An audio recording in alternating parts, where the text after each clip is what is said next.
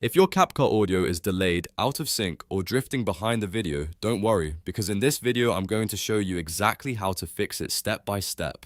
This is one of the most common editing problems in CapCut, and the good news is that in most cases it's caused by a setting, a device issue, or an export mismatch that you can fix in just a few minutes. If this tutorial helps you out, make sure to hit the like button, subscribe for more easy CapCut tutorials, and let's get straight into it. First, let's deal with the most common preview issue. Sometimes CapCut seems like the audio is delayed, but the real problem is that the playback engine is struggling to keep up. To reduce that pressure, click a blank space on your timeline so no clip is selected. Then go to the Summary tab in the top right player section and click Modify. Once the settings open, switch over to the Performance tab. From there, turn Proxy mode on and set the resolution down to 540p. This lowers real-time preview demands and helps CapCut play your timeline more smoothly, which can make the audio appear properly synced again. Now let's talk about your audio output device. If you're using wireless earbuds, Bluetooth headphones, or any wireless speaker, they can introduce a little processing lag. That lag can make the preview seem out of sync even when your edit is actually fine.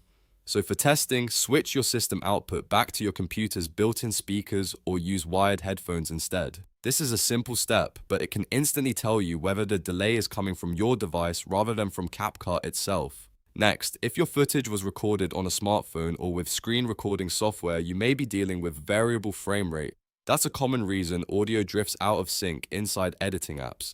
When that happens, the best fix is to separate the audio from the video. Right-click the video clip on your timeline and select Extract Audio. This creates a separate audio track so CapCut can play the sound independently of the video decoding strain. In many cases, this makes the timeline much more stable and reduces sync problems right away. If the issue only shows up after exporting, then the problem is probably your encoder settings. In other words, everything may sound fine while editing, but the final file comes out with a delay.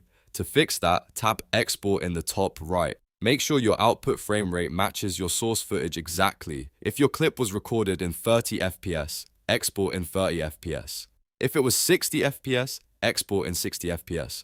Also, switch the export codec from HEVC or H.265 over to H.264 for better compatibility on more devices and players. This small change often solves weird playback timing issues in the final video, and if you still notice a tiny delay on export, there's one manual workaround you can use. Highlight all of your audio tracks on the timeline and shift them slightly forward before exporting. If you're exporting in 60 FPS, try moving them forward by about 5 frames. If you're exporting in 30 FPS, try around 10 frames.